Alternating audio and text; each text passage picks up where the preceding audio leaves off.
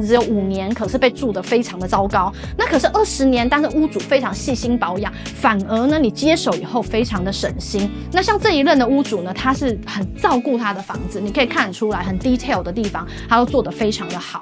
然后接着呢，连着厨房呢，我的身后这边是洗衣机跟烘干机，是 laundry room。